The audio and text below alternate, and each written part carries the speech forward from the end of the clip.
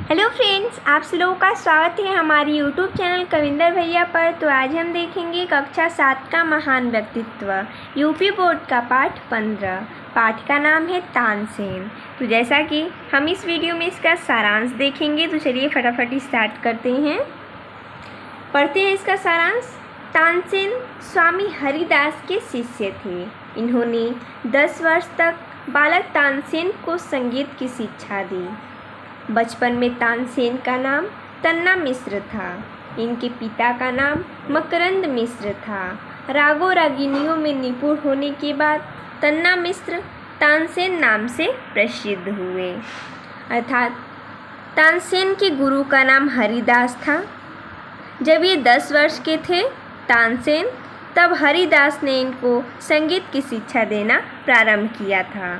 तानसेन के बचपन का नाम तन्ना मिश्र था और इनके पिता का नाम मकरंद मिश्र था।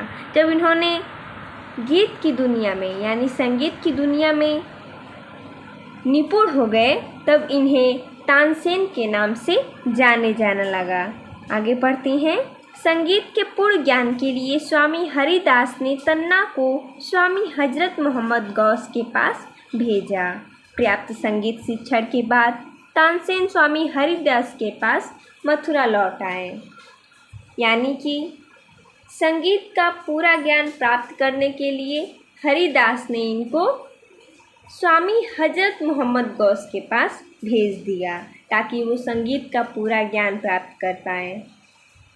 जब इन्होंने संगीत का पूरा ज्ञान प्राप्त कर लिया, तो ये अपने स्वामी हरिदास अर्थात मथुरा में लौट आए। आगे पढ़ते हैं। तानसेन ने स्वामी जी से नाद विद्या सीखी, जो कि एक विद्या होती है नाद। रीवा नरेश के दरबार में अकबर ने इनका संगीत सुना और उन्होंने तानसेन को अपने नवरत्नों में स्थान दिया। इन्होंने दिया तो अकबर ने इनके संगीत को सुना और वो बहुत मोहित हुए इनके संगीत से और उन्हें अपने नवरत्नों में स्थान दिया। आगे पढ़ते हैं। तानसेन के विषय में अनेक किंवदंतियाँ प्रचलित हैं। अकबर के कहने से तानसेन ने दीपक राग गाया। दरबार के सब दीपक जलने लगे और अग्नि की लपटों से दरबार में हाहाकार मच गया। तानसेन की पुत्री सरस्वती ने मल्हार राग गाकर अग्नि शांत की। यानी कि जब तानसेन ने अकबर के कहने पर जब तानसेन ने दीपक राग गाया था, तो दरबार की सारी दीप जल उठी थी।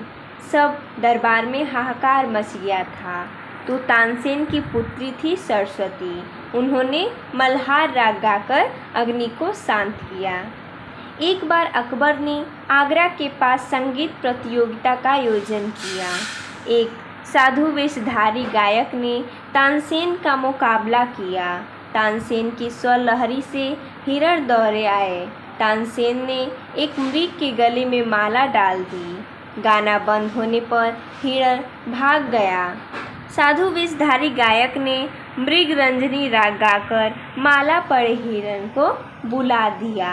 साधु वेशधारी गायक ने फिर राग आलापना शुरू किया, जिससे पत्थर पिघलने लगा।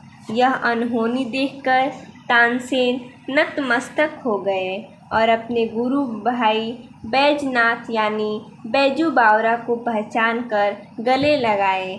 यानी कि जो वेश धारण करके साधु आए थे, वो उनके गुरु भाई बैजनाथ थे, जो कि सबसे पहले वो प्रतियोगिता में आए और साधु वेश धारण किए थे और तानसेन से मुकाबला करने के लिए आए थे प्रतियोगिता में। तानसेन ने स्वर लहरी से यानी कि गा कर संगीत हिरण को बुलाया था और एक हिरण के गले में माला डाला था।